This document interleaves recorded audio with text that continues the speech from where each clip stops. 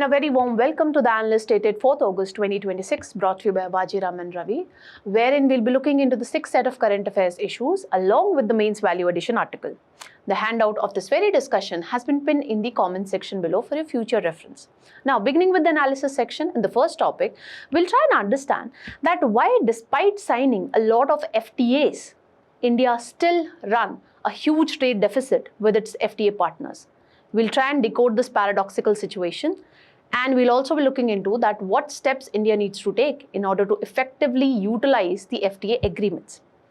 Moving on to the second topic, here we'll try and understand that the transition from petroleum to E20 fuel, is this transition actually a green one? What is the significance of this particular transition and what all challenges E20 fuel is posing for India? Then we'll be looking into a mains value addition article wherein we'll try and understand that how Karnataka is trying to put in place child-friendly villages. And lastly, we will be looking into the 4 prelim pointers wherein the value addition has been done, keeping in mind the prelim stage of the examination, so stay tuned. Now, beginning with the first topic, which is dealing with India's FTA strategy. This particular topic you can relate with GS paper 3, wherein we have the topic issues related to Indian economy. Now, why are we looking into India's FTA strategy? The reason being, recently, India has finalized FTA with countries like UK, New Zealand, UAE, Oman, etc. But at the same time, what we are witnessing is the trade deficit which India have with its trading partner, especially the FTA trading partners, have increased manifold. Why do you think this paradoxical situation exists when it comes to India? Let's try and understand. Now, before we look into the analysis, which is going to be very relevant for your mains examination, let's try and understand certain prelims related aspects. So, let's try and understand that what could be the different types of trade agreements or what could be the various level of integration that you can see between two countries. The first level of agreement could be preferential trade agreement, wherein the two countries, A and B, they agree that we are going to reduce the tariff barriers when it comes to certain goods.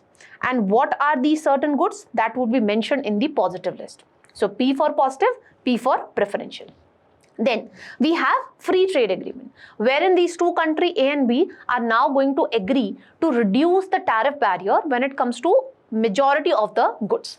But in FTA also, the country can have a negative list. You take for example, the free trade agreement that India has signed with New Zealand. So we know this thing that New Zealand is a major player when it comes to the dairy sector. So India has not opened its dairy sector when it comes to New Zealand. Okay, so we have not allowed New Zealand exporters to exploit the dairy sector when it comes to India. So countries have all the right to prepare a negative list, that is basically the sectors which the country is not ready to open. Then we have custom union.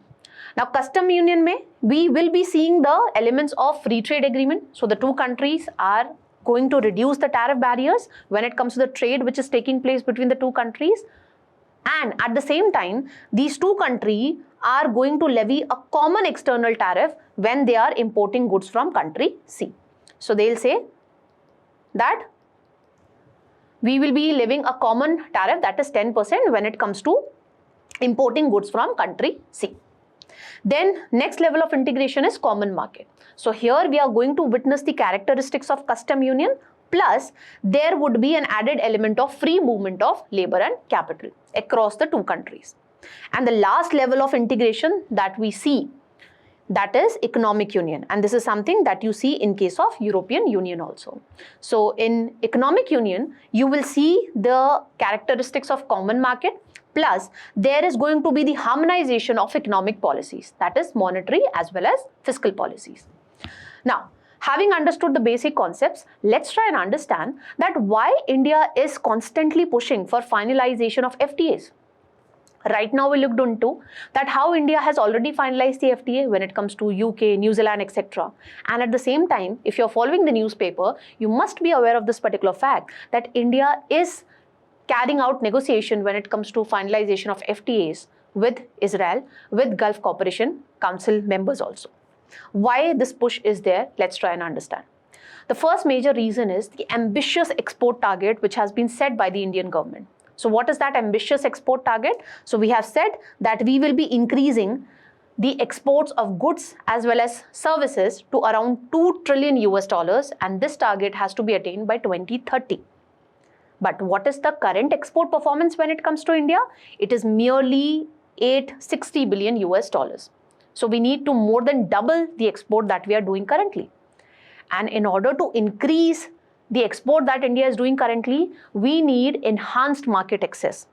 And this enhanced market access, India would be able to exploit when we finalize FTAs.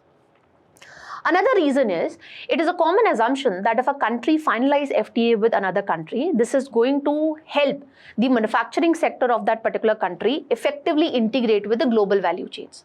Now, what is this global value chains? It simply means that a production when it comes to a particular product is not going to take place in a single country. So the different phases of production line would be scattered across different countries. Let's take the example of electronics. So when it comes to electronics, maybe the software would be designed in US, the hardware might be designed in China, and the assembling of all the elements would be done in India.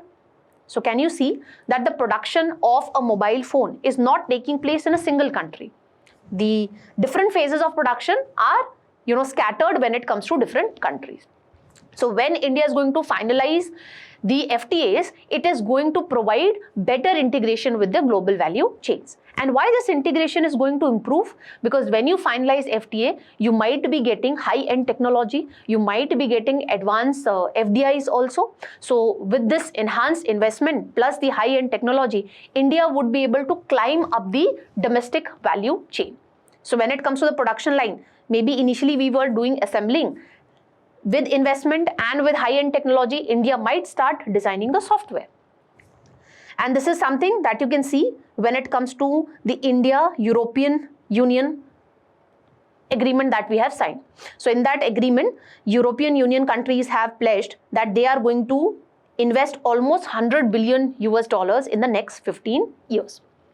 Another crucial reason is market diversification. If you look at the export market of India, more than 20% of our exports are going to North America. And when it comes to US, we know that when it comes to Mr. Trump, every morning he gets up and he will come up with one or the another reason to levy tariff when it comes to India. It could be forced labor, it could be importing discounted crude oil from Russia. He will come up with one or the other excuses. So do you think when it comes to the export sector, majority of the exports should be going only to US? So in this particular backdrop, the changing tariff policies under the Trump regime, we need to diversify our export destination. And this is possible only when India finalizes a lot of free trade agreements. And that is the reason you must see this thing, that the Trade and Development Report of 2025, which is released by UN Conference on Trade and Development, rightly points out that when you look at the trade partnership diversity, India stands third when it comes to the global South economies. So we are trying to ensure that when it comes to the export sector, we have a diversified market access. And this is only possible when you finalize FTA with different countries, so that we don't remain largely dependent. Especially the sustainability of the export sector when it comes to India should not be largely dependent upon US economies. Then, to give a boost to the labor-intensive sectors also, India is finalizing FTA. You can quote the example of India-European Union FTA, wherein the EU has agreed to provide duty-free access to textile, clothing sector, etc. Then, this has become a necessity in the light of China Plus One strategy, which is adopted by a lot of multinational companies. You all know that China and US, because of one or the other reason, they are at war with each other, especially the trade war. You must have seen this, why US has said that we are going to impose a permanent tariff of 10% on the grounds of forced labor, just to minimize the cost advantage which China is having, because it is relying on forced labor. So, because of this constant US-China war, what the MNCs are thinking, that let's shift our manufacturing base from China to some other country with which US normally has a friendly relation. So this is the right time that India exploit this particular opportunity. And this is only possible then when we finalize a lot of free trade agreements. Okay, and that is the reason you can see India has recently finalized a lot of FTAs between 2000 to 2025, and more FTAs are still in pipeline. You quote the example of Gulf Cooperation Council, you quote the example of Israel. Then, it is also crucial for strategic geo-economic balancing. In the light of the blockade that we are seeing in the Strait of Hormuz, we have finalized FTA with Oman. Now, the Commerce Ministry has pointed out that if this war and everything continues, the blockade continues, we can use the Oman ports like Sohar, Dugambam port, Salalah port, and we will be, taking a cargo to these Oman ports, and then we'll be using the land routes to send our exports to whichever destination we want to send it to. So these are the major reasons why India is giving a push to the FTAs. But despite giving a push to the FTAs, what are the problems India is facing? Why FTAs are not really working for India? Let's try and understand. The first major reason is that when it comes to FTAs, once we finalize the FTAs, what we are seeing is the trade deficit which India have with the FTA partners is actually increasing manifold. You take the example of ASEAN. Previously, the trade deficit which India has was around $10 billion in 2012, but currently it is more than $50 billion. The same story is with Japan, the same story is with respect to South Korea, and the same story is with respect to Singapore. Why do you think this paradoxical situation is there? First and the foremost reason is that India is not able to effectively utilize the FTAs that it is signing. The reason being, even when we finalize the FTA, the developing countries, when it comes to developing countries like India, we are not able to effectively meet the quality standards which are put in place by the developed economies like ASEAN, like EU, etc. So that is the reason when it comes to the MSME sector, which is the manufacturing powerhouse, they are not having that much of support that they can effectively meet the quality standards. So that is the reason what we witness is that there is low utilization of the FTAs when it comes to India. Whereas if you look at the developed economies, they are able to effectively utilize the FTAs, almost 70 to 80%. Whereas the utilization rate when it comes to India is roughly 20 to 30%. Another major reason is tariff asymmetry. Now, the trading partners with whom India is finalizing the FTAs, normally also they provide enhanced market access because the tariff barrier is considerably low in countries like Japan, Australia, UAE. So, what happens is when India finalizes a trade agreement with them, the foreign exporters get an enhanced market access. Why? Because the average tariff that India levies is around 12%. So when we finalize FTA, India agrees that okay, we are going to lower this tariff barrier. So in this respect, what happens? The foreign exporters are able to get an enhanced market access, whereas if you look into the market access that the Indian exporters are getting, that addition is quite limited. Okay. The reason being, India is making greater reduction when it comes to the tariff barriers as compared to the other free trade agreement partners that we have, because they already have open economies. They don't place a lot of tariff barriers or high tariff barriers.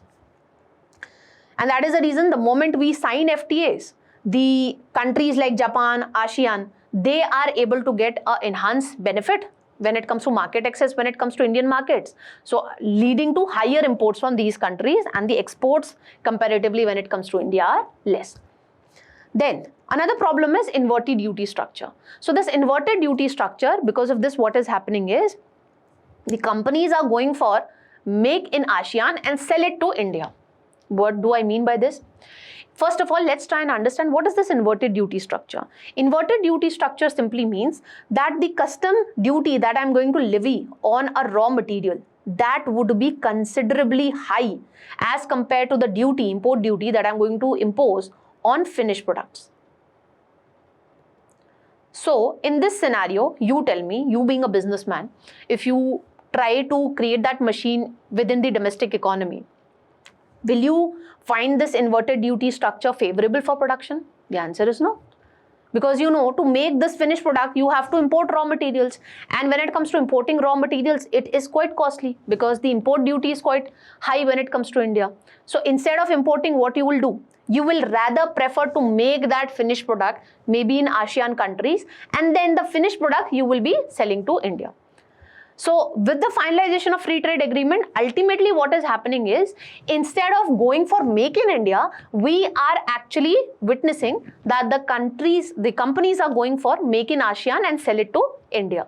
So because of this FTAs, actually what is happening is the domestic value addition is going down.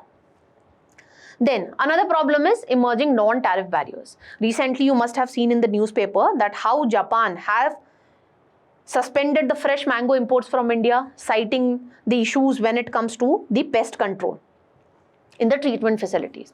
So when it comes to the developed economies, time and again they put in place high quality standards, sanitary, phytosanitary measures. You talk about EU, they have put in place carbon border adjustment mechanism. So if you are not using environmental friendly processes when it comes to creation of steel and aluminium, then you will have to pay a higher duty the moment your goods enter into the European market. Because when it comes to the European steel or aluminium manufacturer, they are using an environmental friendly process, and that is the reason their cost of production is quite high. So when it comes to the Indian exporters, it becomes very difficult to meet these quality standards. And this is one of the major reasons that why, despite finalizing the FTAs, we are not able to make good use of these FTAs. Okay, because usually the non-tariff barriers are not effectively covered in the FTAs. Now, having understood the challenges when it comes to the free trade agreement, why India is not able to capitalize upon the free trade agreement, let's try and understand what needs to be done. Now, before we understand a way forward, let's discuss a case study. The case study relates to SEPA agreement between India and South Korea, which was signed in 2010. Now, before 2010, you will be astonished to know that India was a net exporter of zinc to South Korea, because South Korea does not have zinc reserves. But the moment we finalized this free trade agreement with South Korea, this trend completely got reversed. After this free trade agreement, what happened? South Korea started exporting zinc products to India. How South Korea was able to do this? It was able to do this because of its domestic capabilities. When it comes to the smelting infrastructure that it has, then the better logistic cost which South Korea have. So this case study effectively tells us that just mere sign of FTAs is not going to work. We need to strengthen the domestic capabilities. Only then you will be able to make better use of the FTAs. Another lesson that we get to learn from this particular case study is, after this reversal of zinc trade that we witnessed when it comes to India and South Korea, the experts pointed out that when we were finalizing this FTA, the government should have a word with the industry players, and we should put in place rules of origin principle. And in this rules of origin principle, India in this agreement should have stated this thing, that 35% of the processing needs to take place in South Korea, or 35% of the value addition should take place in South Korea, because South Korea does not have zinc reserves. So what it was doing, it was importing zinc from other countries. It was relying on its smelting infrastructure, and then it was taking benefit of the trade agreement that it has finalized with India. So this case study tells us two important lessons. Firstly, we need to strengthen the domestic capabilities. Secondly, we need to put in place stringent rules of origin principle. Rules of origin principle, in simple terms, it means that India and South Korea, they signed an FTA. Now, all the products which are being exported from South Korea to India would not be getting the benefit of this agreement. Only those products would be getting the benefit of the free trade agreement, wherein majority of the value addition or processing has been done within South Korea. South Korea cannot do this thing that it imported certain products and it just changed the label and then it exported to India. But when it comes to this agreement that we signed with South Korea, I told you that we failed to put in place this rules of origin thing. That is why South Korea was able to completely reverse the zinc trade. Now India has become a net importer of zinc products. Now, what are the other suggestions that we can give? Firstly, India needs to put in place a dedicated FTA impact monitoring authority so that on a real-time basis, this authority could figure out that when it comes to a particular sector or an industry, are we seeing increased import after the finalization of FTA or not? And accordingly, remedial measures could be taken. And the analysis should be done sector-wise. Okay, so we need to look into this particular fact that after we finalize the FTA, how it is impacting the trade balance with that particular country, how it is impacting a particular industry, and what is the impact on the manufacturing sector. All this analysis needs to be done. Only then we can take proactive remedial measures. Then, when it comes to the MSMEs, we know that they contribute immensely to the manufacturing sector. And if we actually want to make good use of the FTAs, we need to provide support to the MSMEs so that they are effectively able to meet the quality standards.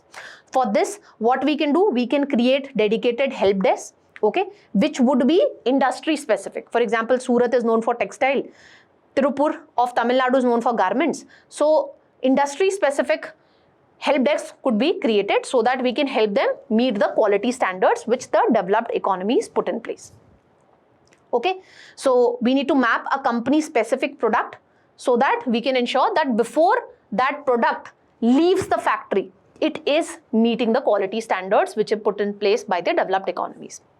Then what we can do is to give a push to better quality production. What we can say is PLI benefits would be provided only when you meet a specific export quota with a specific FTA trading partner. That would incentivize in a way the manufacturing sector that they meet the quality standards. And to help the MSME meet the compliance cost, what we can put in place, we can put in place a dedicated testing infrastructure also, a shared testing infrastructure, okay, which would be industry specific. And lastly, to fight the non-tariff barriers, what India can do, India can, mention this particular thing in the FTA only, that if an Indian regulator, for example, Food Safety and Standard Authority of India has given the certification to a food product, then the testing of that same product should not be carried on when it comes to the airports of European Union countries or the American countries' airports. That should not happen. But for that, India also need to make sure that it is upgrading its testing infrastructure and it is trying to comply with the standards which the developed economies have put in place. Only then the developed economies would be ready to agree to this thing when it comes to mutual recognition of non-tariff, mutual recognition of the certification of a particular product. Okay, that's all that we need to know when it comes to this particular topic. I have framed a practice question for you people. So do practice this question, and with this, let's move on to the next topic. Now, beginning with the second topic, which is dealing with the E20 fuel. The question that the nation is asking right now is the E20 fuel helping us solve the crisis with respect to the energy security of India, or it is creating another crisis for the agriculture sustainability? So this particular topic you can associate with GS paper 3, wherein you have the topic pollution. Now, what is the context? So recently, Aam Aadmi Party convener Arvind Kejriwal has proposed that he is going to march towards the PM residence, and there he is going to submit petition against the E20 blended fuel. Now, what is important for our exam perspective is, what is this ethanol all about? So ethanol is a biofuel which is produced through fermentation of the sugars by the yeast. So we have 4 generations of biofuels. The first generation of biofuel is produced from edible items like sugarcane, corn, wheat, etc. But the problem with this first generation biofuel is it creates fuel versus food debate. Because when you are diverting, let's suppose rice or sugarcane for ethanol production, you are creating food shortages. So that is the reason this creates challenges for food security. Then the second generation biofuel are comparatively better because here we rely on the leftover food crops. It could be agriculture residue, paddy stubble, bamboo, etc. So the benefit is it is going to help us deal effectively with the stubble burning instances that we have in states of Punjab and Haryana. The third generation biofuel, which is produced via special algae, and the fourth generation biofuel, which is produced by GM crops. These third and fourth generation biofuel are still in the R&D stage. They are still on paper. We are not seeing any practical, implication of third and the fourth generation biofuel.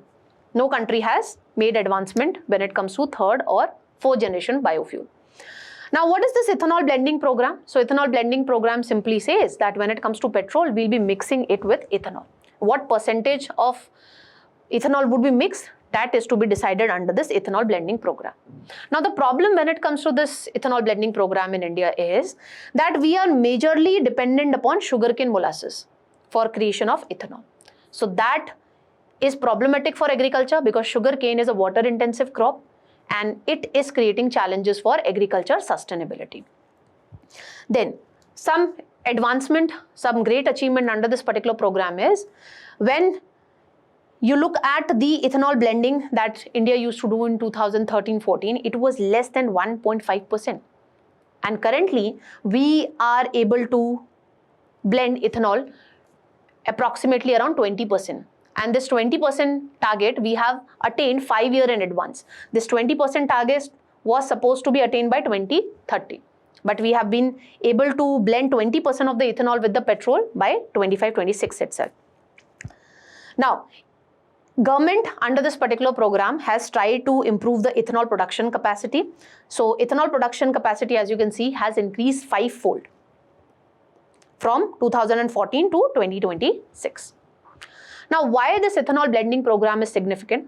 It is crucial for India's energy security because more than 80% of the crude oil we import. So, if we rely more on ethanol, this is going to reduce the import of crude oil.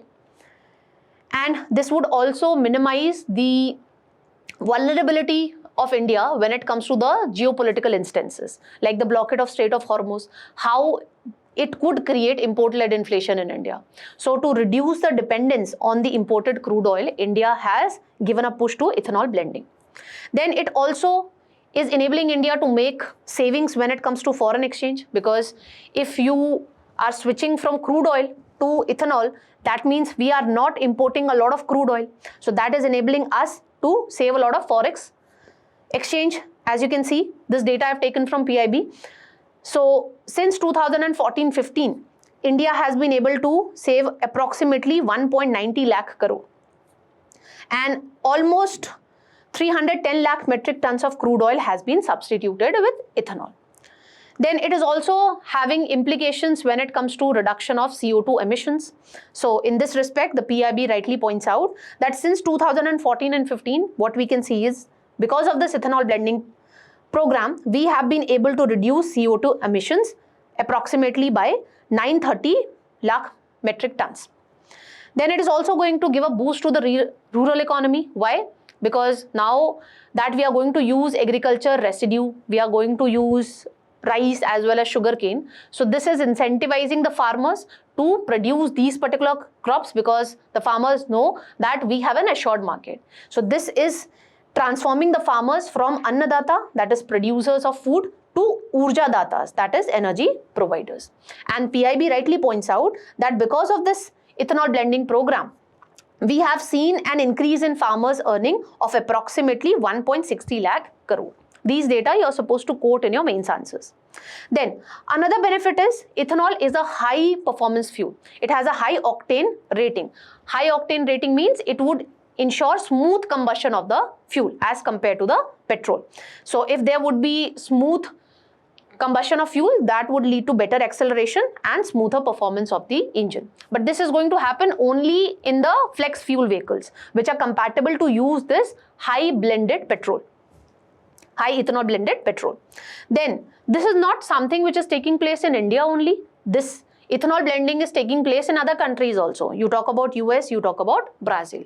Therein also, when it comes to Brazil, it has emerged as a global leader when it comes to ethanol blending of petrol. Then it is also enabling us to promote the idea of circular bioeconomy. How? Because now we are using agriculture residue, okay, for creation of ethanol. So, it is ensuring effective utilization of the agriculture waste also. And lastly, it is enabling India to meet its climate goals, as well as it is enabling India to emerge as a global leader when it comes to biofuel adoption. When it comes to the Global Biofuel Alliance, this was created when the G20 summit was taking place in New Delhi. And this was initiated by India itself. So India making great advancement in ethanol blending of the petrol. This enables India to emerge as a global leader in this respect. But what is the crisis that this ethanol blending program is creating? First and the foremost problem is that this E20 fuel is not compatible with the older vehicles that we have, because their engines are not compatible to use this high blended ethanol petrol. So that is creating problem, that is leading to higher corrosion when it comes to the engines, and this has increased the maintenance cost of the consumers to a great extent. Why? Because ethanol is hygroscopic. It has the ability to attract the water molecules from the surrounding. So if there would be higher water, it is going to increase the risk of corrosion and hence high maintenance cost.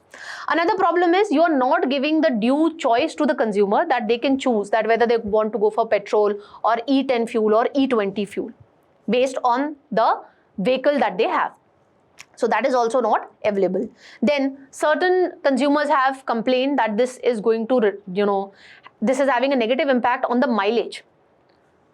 So certain customers have claimed that by using this E20 fuel, what they are witnessing is the mileage has reduced to a great extent.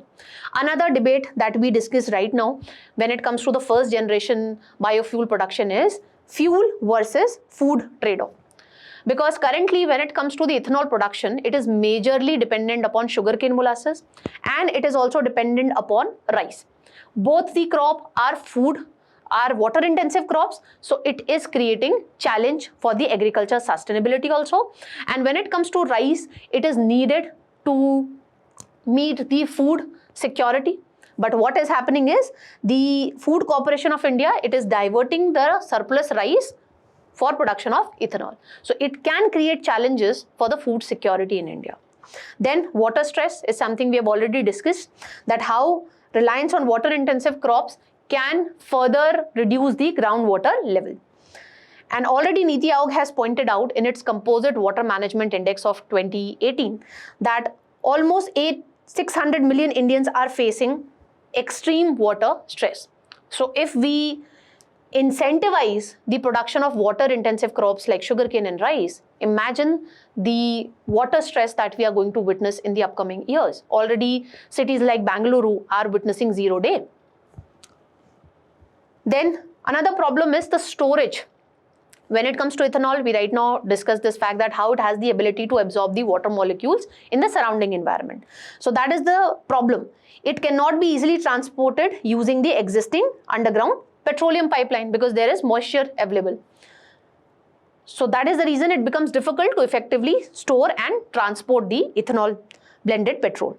Then how it is going to impact the soil health, because when it comes to the ethanol blending program, majorly it is giving an incentive to the farmers that let's grow more and more sugarcane.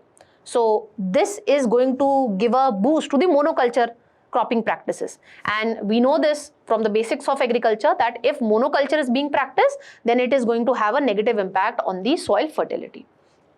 And lastly, nowadays what we are doing is we are shifting towards maize. So maize is also getting diverted for creation of ethanol. Now the problem is poultry and the dairy sector majorly use maize as a feedstock.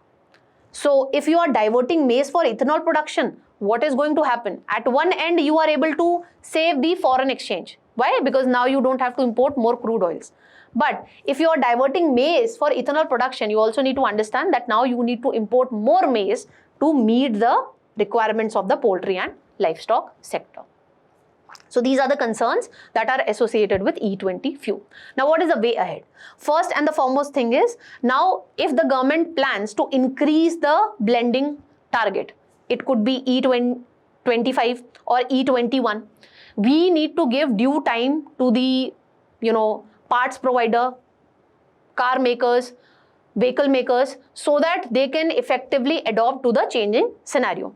And before we increase the target, the government should carry out extensive testing when it comes to the new as well as old vehicles on the parameter of fuel system durability, what is the corrosion resistance, and what is the emission performance. Based on these testing only, the government should be increasing the targets when it comes to ethanol blending with petrol. Then we should provide due choice to the consumers. So based on their vehicle compatibility, they should be given the choice that they can choose that which type of fuel they want to go with, E10, E20, E25. Then we need to promote the production of flex fuel vehicles, because flex fuel vehicles are designed in such a manner that their engine can work with any amount of blended ethanol with petrol. Okay, so we need to ensure that more production of flex fuel vehicles is done, and this could be done by providing the support under the PLI scheme. And if you want to increase the demand from the consumer side, so for that the government should provide lower GST or lower road tax. Only then the customers would be incentivized to buy flex fuel vehicles, because they are comparatively costly. Then how to ensure that the ethanol production that we are doing is in alignment with the idea of sustainability? For that, what we need to do, we need to reduce our dependence on sugarcane and rice, because these are water guzzling crops. Rather, we should increase our reliance on maize, bamboo, agriculture residue. So basically, we need to capitalize upon the second generation ethanol. That would not create the fuel versus food debate or food versus fuel trade-off. Then we need to strengthen the circular water management. So when it comes to the plants which are, processing plants which are coming up with ethanol, because the ethanol plants use approximately 3 to 5 liters of water for creation of 1 liter of ethanol. So ensuring effective use of water, for that we need to make it mandatory for the ethanol plants that they should ensure zero liquid discharge. Wastewater recycling should be there, so that we can reuse the water and we can reduce the higher dependence on the fresh water. Then we need to upgrade the logistics and the storage, and we need to build moisture controlled storage infrastructure, because we studied right now ethanol is hygroscopic. It has the ability to absorb water molecules from the surrounding areas. So that creates challenges when it comes to effective storage of ethanol. So for that, we need to upgrade the storage infrastructure. And lastly, we need to prioritize food security over fuel security. So the government should give a push to ethanol blending of petrol, but firstly it need to make sure that whatever production of food grain has taken place, firstly we are using that food grain for meeting the food security requirement, the PDS requirement that we need. We have created enough buffer stock, and then if any surplus rice is there, okay, because when it comes to FCI godowns, we must have read this, that there is lack of scientific storage, and because of that food grains, rice are, getting rotten up. So such kind of rice could be diverted for ethanol production. Okay, you get fresh intake in the buffer stock, and whatever old stock is there, you can release it for ethanol production. That is how we can effectively balance the food security as well as energy security.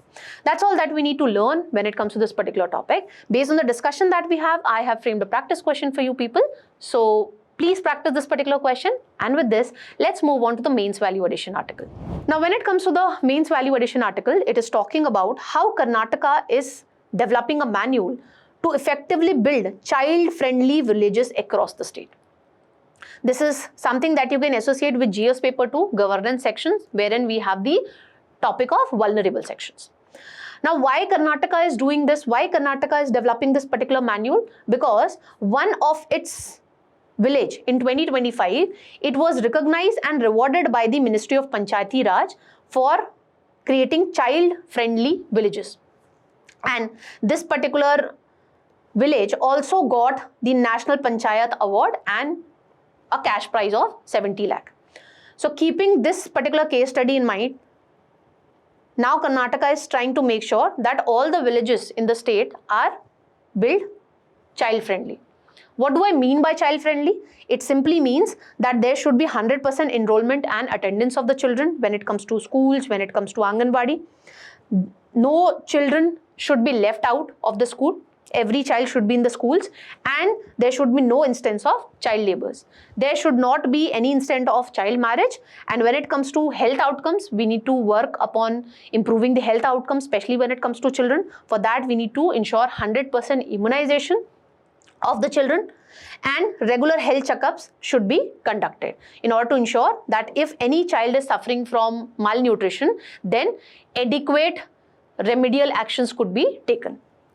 And in this respect, the Karnataka government is going to develop the manual, which would be having systemic guidelines that how we are going to train whichever government functionary which is directly or indirectly working for protecting the child rights. For example, the Gram Panchayat officials, president, the school teachers, police officials, individuals, SHG workers and all, which are in a way working for protecting the child rights.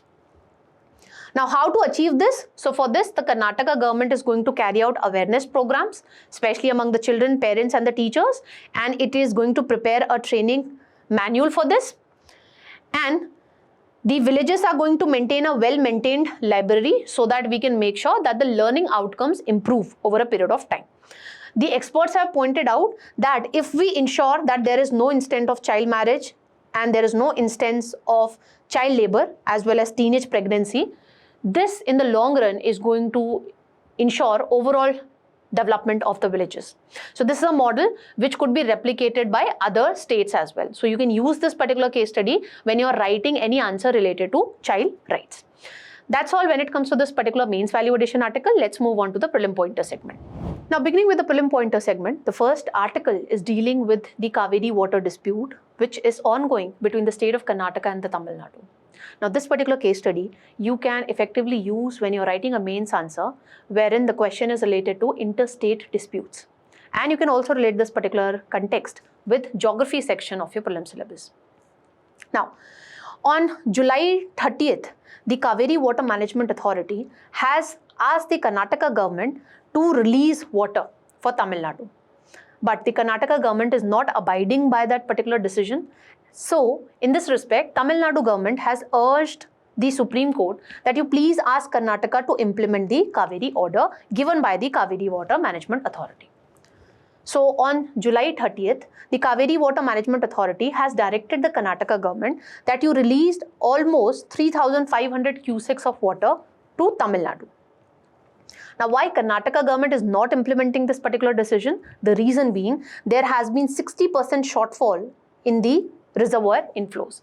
And that is the reason the Karnataka government is not able to effectively meet the irrigation requirement when it comes to the agriculture sector of Karnataka.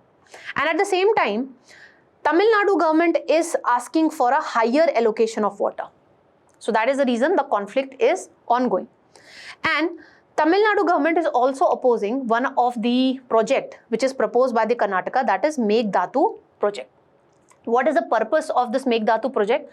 Core purpose is to meet the drinking water requirements of Bengaluru and the adjoining area and to generate electricity, hydroelectricity, approximately 400 megawatt.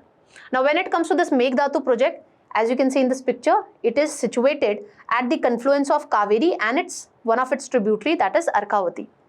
Now, why Tamil Nadu is constantly opposing this Meghdatu project? The reason being, Tamil Nadu has clearly stated this fact that Karnataka government cannot alone decide that how to effectively use the Cauvery water. You also need to take the consent of the other basin states, for example, Tamil Nadu, Kerala and Puducherry as well. That has not been taken by the Karnataka government. Now, what is this Cauvery Water Management Authority? Cauvery Water Management Authority was created by the central government in 2018 under the Cauvery Water Management Scheme of 2018. And along with this, Cauvery Water Regulation Committee was also constituted. It was constituted under the Interstate River Water Dispute Act of 1956. And this act is something which was passed by the Parliament under Article 262 of the Indian Constitution, which gives the power to the Parliament that it can come up with the laws to effectively resolve the interstate water disputes. Now, when you talk about the headquarters of this particular authority, it is situated in New Delhi only under the Ministry of Jal Shakti. Now, if you talk about the composition, it is chaired by a chairperson who should be of a rank of IAS officer. Then it has 2 full-time members, 2 part-time members from the central government and 4 part-time members which represent the interest of the basin states of the Cauvery river, that is Karnataka, Tamil Nadu, Kerala and Puducherry. And it also have a secretary from the Central Water Engineering Services. So what is the core purpose of creation of this particular authority? So it would be taking the inputs from Cauvery Water Regulation Committee, which monitors the day-to-day functioning of which regularly monitors the flow of Cauvery river on a day-to-day basis. So it would be taking the input from this regulatory committee, and based on that input, the Cauvery Water Management Authority is going to decide that how water would be shared between different basin states. Okay, so it is a permanent institutional mechanism for implementation of Cauvery Water Sharing Agreement. And it is going to determine the distress sharing, especially during the low rainfall years, because that is the time when the conflict get intensified. And it is going to monitor the reservoir levels and the flow with the help of this regulation committee. So remember this thing, that this regulation committee is going to monitor the day-to-day flow of the Cauvery river, and when it comes to this management authority, it is going to take the inputs from this regulatory committee, and based on that it is going to come up with a distress water sharing formula. Now, certain problem facts related to the Cauvery river. So it originates from Brahmagiri range of the Western Ghats in Kodagu district of Karnataka, and as you can see, it is a southeast flowing river. What are the basin states of Cauvery river? We have right now covered, that is your Karnataka, Kerala, Tamil Nadu and Puducherry. And finally it enters into Bay of Bengal, as you can see here. What are its left bank tributary and right bank tributaries? So when you talk about the left bank tributary, it is Harangi, Himavati, Shimsha, Arkavati, and on this confluence of Cauvery and Arkavati only, as you can see, we are building this Meghdatu project. This proposal has been given by Karnataka government. And what are the right bank tributary? It is Lakshman Tirtha, Kabini, Suvarnavati, Bhavani, Noyal and Amravati. And which are the key dams that are located on this Cauvery river? So as you can see here, we have the Krishna Sagar dam, which is in Karnataka, and here you have the Mittu dam, which is in Tamil Nadu. So these are the basic prelim facts that we need to know with respect to this particular development. Let's move on to the next topic. Now the next topic is trying to make a comparative analysis between the mined diamonds and the lab grown diamonds. So let's try and understand this particular topic, and this is something that you can associate with the science section. Now, what are the problems when it comes to the natural diamonds that we extract from the earth crust? First and the foremost problem is, when you look at the diamond mines, be it Australia, be it Canada, the supply is dwindling. So the supply of natural diamonds have gone down to a great extent. It has reached the point of exhaustion. Another problem is the damage that these natural diamonds are causing to the environment. Large amount of water and energy is required for their extraction. This is also associated with deforestation, displacement of the local community, soil erosion, water pollution, and massive open pit excavation could also trigger landslide as well as mudslide if there is high rainfall. Then the workers are also at risk. Okay, they might get infected with lung-related diseases. Then we also have the concept of blood diamond. What is this blood diamond? Now I mined the natural diamonds, I sold it. Whatever money I got after selling the natural diamonds, I'll be using that money to finance a political or civil conflict, maybe in West Asian countries, maybe in African countries. So that is why the name is blood diamond. So to stop this blood diamond, which usually involve forced labor, okay, we came up with the Kimberley process. So Kimberley process, it came up with a certification scheme in 2003 to verify that whether the diamond is a conflict free or not. Okay, whether we have utilized forced labor for its mining and whether the finances are to be used for financing the political or civil conflict in a particular country or not. But the problem is there are huge regulatory gaps when it comes to effective implementation of Kimberley process.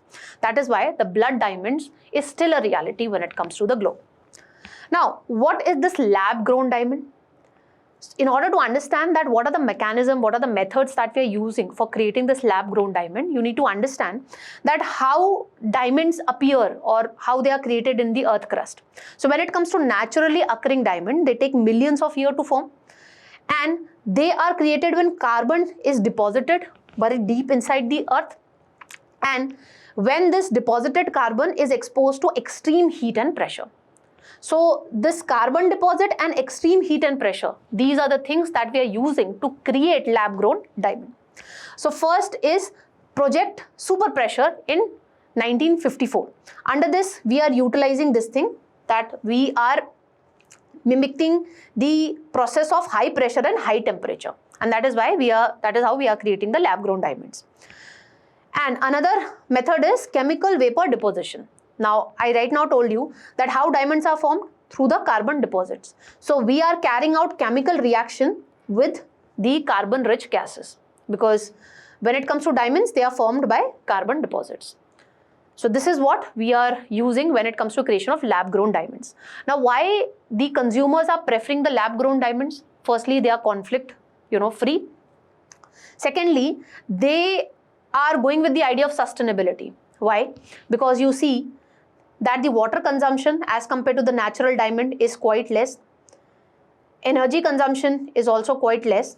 But when you talk about the CO2 emission, you can see that it can vary. It can be less than the natural diamonds. It can be higher than the natural diamonds. Why? Because it depends upon what is the energy source that we are using. Is it renewable energy or we are using coal heavy power grids? Okay. So when it comes to the lab grown diamonds, as you can see, the cost is going down because the technology has advanced over a period of time, and the lab grown diamond is chemically, physically and optically similar to the natural diamonds. What India is doing to give push to the lab grown diamonds? So in the budget of 2023-24, we announced various schemes to give a push to the lab grown diamonds, and under this, the government provided a financial grant of more than 200 crores to IIT Madras for 5 years for establishment of India Center for Lab Grown Diamonds. Okay, so that we can exploit the technology which is used for coming up or creation of lab grown diamonds. And why the public is demanding more and more lab grown diamonds? Because of its ethical sourcing, environmental responsibility and product traceability. That is all that we need to know when it comes to this particular topic. Let's move on to the next one. Now, the next topic is dealing with the changes which the government has made when it comes to Registration of Births and Death Act of 1969. This particular topic you can associate with the polity section of your prelim syllabus. Now, recently, this bill has been passed by the Lok Sabha, but Rajya Sabha is yet to pass this particular bill. So, what is the aim of the bill? The aim is to strengthen the registration of births and the deaths in a timely manner. There should not be any delay when it comes to registration of births and deaths. And another aim is to align the legal provisions with the Bharatiya Nagarik Suraksha Sanhita. Because in the previous act, we were making reference to the Criminal Procedure Code. So we wanted to replace that with BNSS. So when it comes to the previous act of 1969, this act, when it comes to the registration of birth or death, which is taking place after 1 year, after a gap of 1 year, in such instances, you need to get an order issued by the district magistrate, subdivisional magistrate or an executive magistrate, which is authorized by the district magistrate. Then, when it comes to this particular bill, what change it is trying to bring? So when it comes to the amendment bill that we have introduced right now, it is making this particular change when it comes to the delay in the registration for more than 2 years. If there is a delay for more than 2 years, then the order need to be issued only and only by a judicial magistrate of first class. Okay, you cannot get the orders passed by these public offices. You need to get the order passed by the judicial magistrate of first class. And I told you legal harmonization is something that we are planning to do, and this is to ensure timely registration of the births and the deaths in India. Now, when you look at the previous act, it mandates registration of all births, deaths and stillbirth at the place of occurrence. And who is the registration authority? It is the Registrar General of India, which functions under the Ministry of Home Affairs. And this register is being maintained by the coordination of Chief Registrar, District Registrar, local registrars, etc. Reporting timeline for births, deaths and stillbirth is within 21 days. Now, we did an amendment in this particular act way back in 2023 also. So what the amendment was trying to put in place, it was trying to capitalize upon the digital technology. So now we maintain civil registration system, which creates a digital database when it comes to the births, deaths and stillbirths which are taking place in India, and all this data is shared with the Registrar General. And this amendment has clearly stated this thing, that birth certificate is going to be your primary proof when it comes to the date and the place of your birth, when it comes to school admission, registration in the electoral rolls, and for application of passport, Aadhaar, driving license, as well as government jobs. So that is the reason the government is trying to ensure that when it comes to the registration of births and the death, it should take in a timely manner. It should be done in a timely manner. Why? Because the birth certificate is quite crucial for getting the school admissions, for getting government jobs, for getting Aadhaar, driving licenses, etc. That's all that we need to know when it comes to this particular article. Let's move on to the next topic of today's Analyst. Now, the last topic of today's Analyst is dealing with a new real-time portal that has been put in place by the National Organ and Tissue Transplant Organization. This particular topic you can again associate with the polity section of a prelim syllabus. Now, this real-time portal would be a mobile-based application which is going to give us a list which would be country-wide waiting list for all those patients which are waiting for getting a organ. And this is also giving us the regular update with respect to the status of the recipient. It would be telling that, okay, which patient has received the organ and which is yet to receive. And the portal will allow the hospitals, states and the regional body to raise super urgent requests based upon the health status of a particular patient. If the health situation is deteriorating, then we can place an urgent request also. Okay, so that particular patient could get organ on time. Then it is also going to promote real-time tracking of organ allocation. So there would be transparency when it comes to organ allocation, and nationwide matching of swab donors is also possible. So it's not like your donor would be limited to a particular state. Across country, we can see that which donor would be more suitable for you, for a particular patient.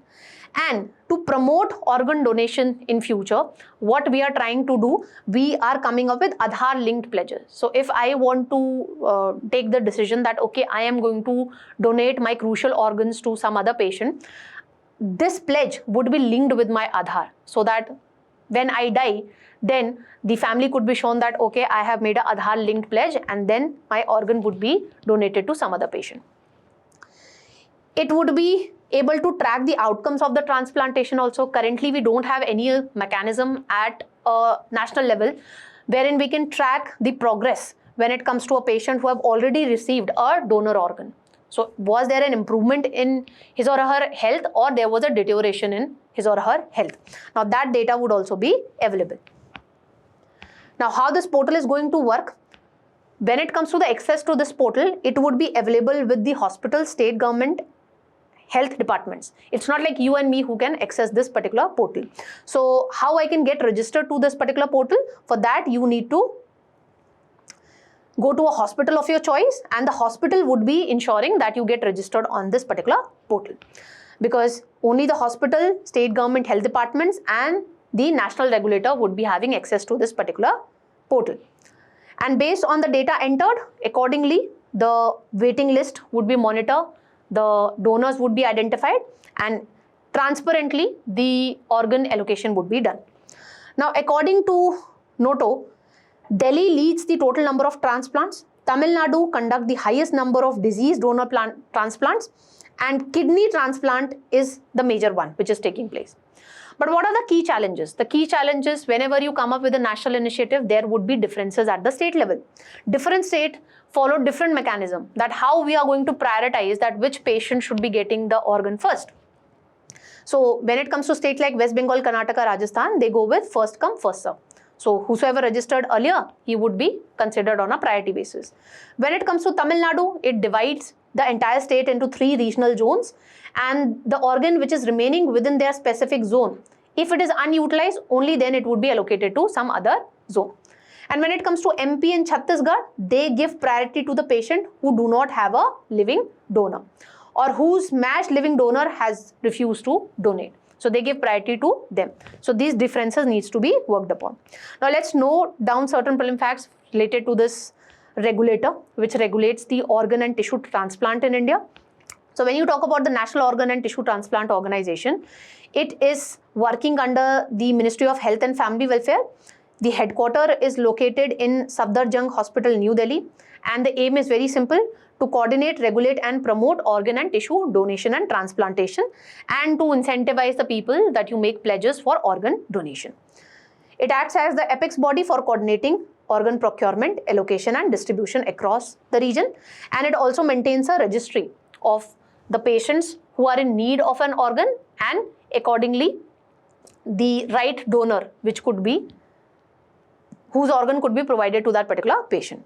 And as I told you, awareness campaigns is also one of the function of this particular organization, so that more and more people are getting incentivized to donate their organs once they die.